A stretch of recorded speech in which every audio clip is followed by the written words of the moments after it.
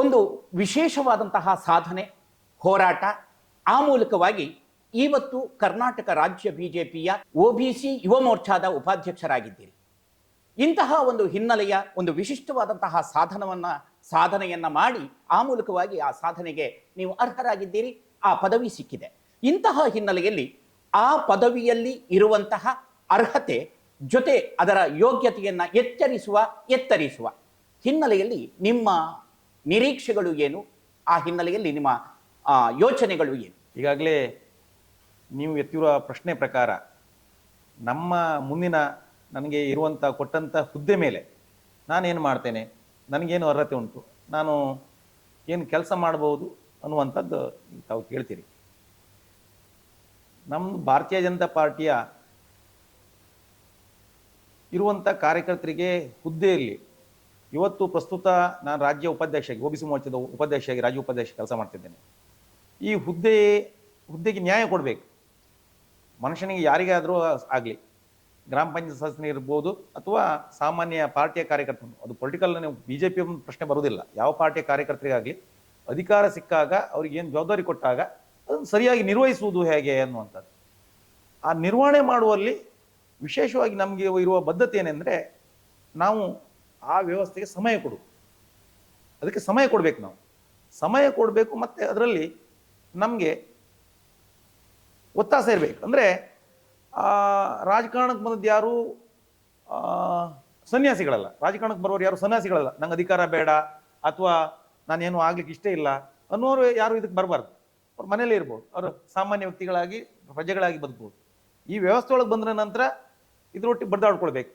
ನಮಗೆ ಇರುವಂಥ ಸಿದ್ಧಾಂತದ ಅಡಿಯಲ್ಲಿ ನಾವೇನು ನಂಬ್ಕೊಂಡು ಬಂದಂಥ ಸಿದ್ಧಾಂತ ಉಂಟು, ಅದಕ್ಕೆ ಪೂರಕವಾಗಿ ನಾವು ಸಮಾಜದೊಟ್ಟಿಗೆ ಬೆರೆತು ಕೆಲಸ ಮಾಡುವಂಥ ಒಂದು ಬುದ್ಧಿ, ಅಂದರೆ ಯೋಚನಾ ಶಕ್ತಿ ನಮ್ಗೆ ಬೇಕು. ಅದರೊಟ್ಟಿಗೆ ನಾವು ಬದ್ಧತೆಯೂ ಬೇಕು ನಮ್ಗೆ. ಹೇಳಿ ಕೇಳಿ ಈಗ ರಾಜ್ಯದಲ್ಲಿ ಇರುವಂಥದ್ದು ಕಾಂಗ್ರೆಸ್ ಸರ್ಕಾರ. ಅಂತಹ ಆ ಸರ್ಕಾರದ ಹಿನ್ನೆಲೆಯಲ್ಲಿ ನೀವು ಬಯಸುವಂತಹ ಆ ಪಕ್ಷದ ಹುದ್ದೆ ಅಥವಾ ಆ ಆಡಳಿತ ನಿರ್ವಹಿಸುತ್ತಿರುವಂತಹ ಉಪಾಧ್ಯಕ್ಷ ಹುದ್ದೆ, ಇದರಲ್ಲಿ ಸರ್ಕಾರದಿಂದ ಕೊಡಮಾಡುವಂತಹ ಅನುಕೂಲಗಳನ್ನು ಜನರಿಗೆ ತಲುಪಿಸುವ ನಿಟ್ಟಿನಲ್ಲಿ ಕಾಂಗ್ರೆಸ್ ಸರ್ಕಾರ ನಿಮಗೆ ನಿಮ್ಮ ಸಾಧನೆಗೆ ಅಥವಾ ನಿಮ್ಮ ಕಾರ್ಯಚಟುವಟಿಕೆಗೆ ಒಂದು ರೀತಿಯಲ್ಲಿ ಕಷ್ಟ ಸಾಧ್ಯ ಅನಿಸೋದಿಲ್ವೇ?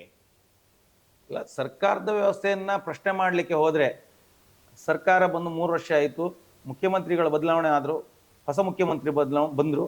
ಆದರೆ ಆಗಿದ್ದೇನು ಕೇಳಿದ್ರೆ, ಮುಖ್ಯಮಂತ್ರಿ ಬದಲಾವಣೆ ಬಿಟ್ಟರೆ ಸರ್ಕಾರದ ಪಂಚ ಗ್ಯಾರಂಟಿನ ಇಟ್ಕೊಂಡು ಏನು ಸರ್ಕಾರ ಬಂದಿತ್ತು ಅದರ ಅಷ್ಟಕ್ಕೆ ಸೀಮಿತವಾಗಿದೆ. ಬಿಟ್ಟರೆ ಸರ್ಕಾರಕ್ಕೆ ಕಿವಿ ಕಣ್ಣು ಇಲ್ಲದಂಥ ಸರ್ಕಾರ ನಾವು ಹೇಳಿದರೆ, ಅಂದರೆ ಬಂಡತನದ ಸರ್ಕಾರ ಇದ್ದರೆ ಏನಾಗುತ್ತೆ ಅದು ಇವತ್ತು ಕರ್ನಾಟಕದಲ್ಲಿ ಜನ ಅನುಭವಿಸ್ತಿದ್ದಾರೆ. ಕರ್ನಾಟಕ ರಾಜ್ಯದಲ್ಲಿ ಪ್ರಸ್ತುತ ಕಾಂಗ್ರೆಸ್ ಅಧಿಕಾರದಲ್ಲಿ ಇದೆ, DK ಶಿ ಅವರು ಮುಖ್ಯಮಂತ್ರಿಗಳಾಗಿದ್ದಾರೆ. ಜೊತೆಗೆ ಬಿಜೆಪಿ ಅಷ್ಟೊಂದು ಪವರ್ಫುಲ್ ಆದಂತಹ ವಾತಾವರಣದಲ್ಲಿ ಸದ್ಯದ ಸ್ಥಿತಿಯಲ್ಲಿ ಇಲ್ಲ ಎನ್ನುವುದು ಜನರ ಅಭಿಪ್ರಾಯ. ಇಂತಹ ಸ್ಥಿತಿಯಲ್ಲಿ ಒಂದು ಬಿಜೆಪಿ ಪಕ್ಷದ ಒಂದು ವಿಭಾಗದ ಉಪಾಧ್ಯಕ್ಷರಾಗಿ ಆ ಹಿನ್ನೆಲೆಯಲ್ಲಿ ಒಳಬರುವಂತಹ ಒಂದು ಹಿಂದುಳಿದ ವರ್ಗಗಳು, ಆ ವರ್ಗಗಳಿಗೆ ಹೇಗೆ ನ್ಯಾಯೋಚಿತವಾದಂತಹ ಅನುಕೂಲಗಳನ್ನು ಕಲ್ಪಿಸುವಲ್ಲಿ ನಿಮ್ಮ ಪ್ರಯತ್ನ ಇದೆ? ಯೋಚನೆಗಳು ಏನು, ಯೋಜನೆಗಳು ಏನು? ಸರಿಯಾದ ಒಳ್ಳೆ ಪ್ರಶ್ನೆ ಇದು.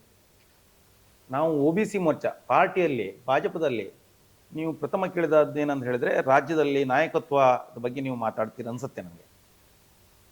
ನೀವು ಕರ್ನಾಟಕ ರಾಜ್ಯದಲ್ಲಿ ಇರುವಂಥವ್ರು, ಇವತ್ತು ನಮ್ಮ ರಾಜ್ಯದ ರಾಜ್ಯಾಧ್ಯಕ್ಷರು ವಿಜೇಂದ್ರ ಇರ್ಬೋದು, ಅಥವಾ ನಮ್ಗೆಲ್ರಿಗೂ ಸುಪ್ರೀಂ ಯಡಿಯೂರಪ್ಪಜಿ ಇರ್ಬೋದು, ಅಥವಾ ನಮ್ಮ ಪಾರ್ಟಿಯ ಪ್ರಧಾನ ಕಾರ್ಯದರ್ಶಿಗಳು, ಅಥವಾ ನಮ್ಮ ಜಿಲ್ಲೆ ಇಡೀ ರಾಜ್ಯದಲ್ಲಿರುವಂಥ MP ಗಳಿರ್ಬೋದು, MLAಗಳು, ಶಾಸಕರಿರ್ಬೋದು, ಎಲ್ಲರೂ ಸಮರ್ಥವಾಗಿ ನಮ್ಮ ವಿರೋಧ ಪಕ್ಷ ನಾಯಕರಾದ ಚೆಲುವ ನಾರಾಯಣಸ್ವಾಮಿ ಅವರು, ಆರ್ ಅಶೋಕ್ ಅವರು, ಹಾಗೆ ಚೆಲುವ ನಾರಾಯಣಸ್ವಾಮಿ ಅವರು ಏನು ಕೆಲಸ ಮಾಡಬೇಕು ಆ ಚೌಕಟ್ಟಲ್ಲಿ. ಅಂದರೆ ಸರ್ಕಾರಕ್ಕೆ ಕಾನೂನುಂಟು, ಭಾರತ ಸರ್ಕಾರ ಕರ್ನಾಟಕ ಸರ್ಕಾರಕ್ಕೆ ಒಂದು ಕಾನೂನಂತು. ಆ ಕಾನೂನು ಚೌಕಟ್ಟ ಬಿಟ್ಟು ಮಾತಾಡ್ಲಿಕ್ಕೆ ಸಾಧ್ಯ ಇಲ್ಲ. ಆ ಚೌಕಟ್ಟೊಳಗೆ ಏನು ಮಾತಾಡಬೇಕು ಅದನ್ನು ಮಾತಾಡ್ತಾರೆ. ಆದರೆ ಇವತ್ತಿನ ತನಕ ನಾನು ಸುಮಾರು ನನಗೀಗ 49 ವರ್ಷ ಪ್ರಾಯ ಆಯಿತು. ನನಗೆ ಬುದ್ಧಿ ಬಂದ ನಂತರ, ನನಗೆ ಒಂದಿಷ್ಟು ರಾಜಕೀಯ ವಿಚಾರಗಳನ್ನು ತಿಳ್ಕೊಂಡ ನಂತರ, ಸರ್ಕಾರಗಳ ಹಿಂದೆ ರಾಮಕೃಷ್ಣ ಹೆಗಡೆಯರ್ ಇರ್ಬೋದು, ಬೇರೆ ಬೇರೆ ಸರ್ಕಾರಗಳನ್ನ ನೋಡಿದೆ ನಾವು. ಸರ್ಕಾರಕ್ಕೆ ಯಾರಾದರೂ ಒಂದು ವಿರೋಧ ಪಕ್ಷರು ಮಾತಾಡಿದ್ರೆ ಮುಜುಗರ ಆಗುವುದಂತ ಇತ್ತು.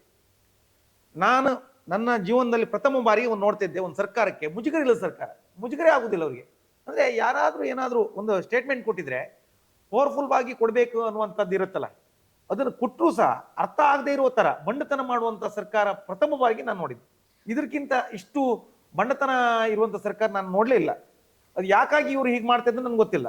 ಇನ್ನೊಂದು ಏನೆಂದ್ರೆ ಕೇಳಿದ್ರೆ ತಾವು OBC ಮೋರ್ಚಾದ ರಾಜ್ಯ ಉಪಾಧ್ಯಕ್ಷರಾಗಿ ತಮ್ಮ ನಿಲುವು ಏನಂತೇಳಿ, ಅಥವಾ ನಿಮ್ಮ ಜನರಿಗೆ ನ್ಯಾಯ ಕೊಡಿಸುವಾಗಲಿ ನಿಮ್ಮ ಬದ್ಧತೆ ಏನಂತೇಳಿ. ನಾವು ಈಗಾಗಲೇ ನಮಗೆ ಭಾಜಪ ಪಾರ್ಟಿಯವರಿಗೆ ಪಾರ್ಟಿಯ ಸಂಘಟನೆಯ ಚೌಕಟ್ಟು ಅಂತ ಹೇಳಿದ್ರೆ ಸಂಘಟನಾ ಪ್ರಧಾನ ಕಾರ್ಯದರ್ಶಿ ಇರ್ತಾರೆ. ನಮ್ಮ ಸಂಘಟನೆ ಹೇಗಿರಬೇಕು, ಅದರಲ್ಲಿ ಯಾವ ರೀತಿಯ ಪ್ರವಾಸಗಳನ್ನು ಜೋಡಿಸಬೇಕು, ಪ್ರತಿ ತಿಂಗಳು ಮೀಟಿಂಗ್ ಆಗುತ್ತೆ. ಪ್ರತಿ ತಿಂಗಳು ನಮ್ಮ ಪ್ರವಾಸವನ್ನು ನಾವು ರಿಪೋರ್ಟ್ ಮಾಡಬೇಕಾಗತ್ತೆ. ಎಷ್ಟು ಜಿಲ್ಲೆಗಳಿಗೆ ಪ್ರವಾಸ ಮಾಡಿದ್ರಿ, ನಿಮ್ಮ ಪ್ರವಾಸ ಎಷ್ಟಾಯಿತು, ಏನೇನು ಮಾಡಿದ್ರಿ, ರಿಪೋರ್ಟ್ ಅನ್ನು ಕೊಡಬೇಕು. ಸುಮ್ಮನೆ ಅಲ್ಲ, ಇಡೀ ರಾಜ್ಯದಲ್ಲಿ ಎಲ್ಲ ಪದಾಧಿಕಾರಿಗಳು ಅನ್ವಯ ಆಗುತ್ತೆ. ಇದು ಎಲ್ಲ ಪದಾಧಿಕಾರಿಗಳು, ಮಂಡಲದಲ್ಲಿ ಇರುವಂಥ ಪದಾಧಿಕಾರಿಗಳು ಅನ್ವಯ ಆಗುತ್ತೆ. ನನ್ನ ಹಾಗೆ ಅದೇ ರೀತಿಯಲ್ಲಿ ನಾವೇನಂತ ಹೇಳಿದ್ರೆ OBC ಮೋರ್ಚಾದ ರಾಜ್ಯದಲ್ಲಿರುವಂಥ ಸುಮಾರು 57% ಏನೋ ಲೆಕ್ಕ ಇತ್ತು ರಾಜ್ಯ ಸರ್ಕಾರದ ಇದ್ರ ಪ್ರಕಾರ. ಆ 57% ಜನರಿಗೆ OBC ಜನಾಂಗಕ್ಕೆ ಸಂಬಂಧಪಟ್ಟವರಿಗೆ ನ್ಯಾಯ ಕೊಡಬೇಕು. ಅವರಿಗೆ ಈಗಾಗಲೇ ಸರ್ಕಾರಗಳು, ನಾನು ಮೊನ್ನೆ ಒಂದು ಸ್ಟೇಟ್ಮೆಂಟ್ ಕೊಟ್ಟಿದ್ದೆ, ನಾರಾಯಣಗುರು ನಿಗಮಕ್ಕೆ ರಾಜ್ಯ ಸರ್ಕಾರ, ಇವತ್ತಿನ ಕಾಂಗ್ರೆಸ್ ಸರ್ಕಾರ ಪ್ರಣಾಳಿಕೆಯಲ್ಲಿ ಒಂದು ಮಾತು ಹೇಳಿದೆ, ಸರ್ಕಾರ ಬಂದ್ರೆ 500 ಕೋಟಿ ರೂಪಾಯಿಯನ್ನ ಪ್ರತಿ ವರ್ಷ ಕೊಡ್ತೆ ಅಂತ ಹೇಳಿ. ನಾರಾಯಣಗುರು ನಿಗಮಕ್ಕೆ ಒಂದಕ್ಕೆ. ಹಿಂದುಳಿದ ಕಲ್ಯಾಣ ಇಲಾಖೆಯಲ್ಲಿ 10 ಯಾವುದು ನಿಗಮ ಉಂಟು, ವಿಶ್ವಕರ್ಮ ನಿಗಮ, ಬೇರೆ ಬೇರೆ ನಿಗಮಗಳುಂಟು. ನೀವು ರಾಜ್ಯ ಸರ್ಕಾರ ಬಂದ ನಂತರ ನೀವು ಇವತ್ತಿನ ತನಕ ಯಾವುದೇ ನಿಗಮಕ್ಕೂ ಬಿಡಿಗಾಸ್ ಅಂದ್ರೆ 50 ಪೈಸೆ ಅಂತ ಹೇಳಿದ್ರು, 50 ಪೈಸೆ ಸಹ ಕೊಡ್ಲಿಲ್ಲ. ನೀವು 500 ಕೋಟಿ ವಿಷಯ ಬಿಡಿ, ನಾರಾಯಣಗುರು ನಿಗಮಕ್ಕೆ 2,500 ಕೋಟಿ ಕೊಡ್ತೇನೆ ಅಂತ ಅವರು ಮಾತು ಕೊಟ್ಟಿದ್ರು. ಆದ್ರೆ ಇವತ್ತಿನವರಿಗೆ 50 ಪೈಸೆ ಕೊಡ್ಲಿಲ್ಲ. ಅಂದ್ರೆ ನಾವು ಇದನ್ನು ಸಹ ಇಡೀ ರಾಜ್ಯದಲ್ಲಿ ನಮಗೆ ಆಫೀಸ್ ಬೇರೆ ಟೀಮ್ ನಾವು ಮೀಟಿಂಗ್ ಆದಾಗ ಚರ್ಚೆ ಮಾಡ್ತೇವೆ, ರಾಜ್ಯದ ಪ್ರಮುಖರೊಂದಿಗೆ ಚರ್ಚೆ ಮಾಡ್ತೇವೆ.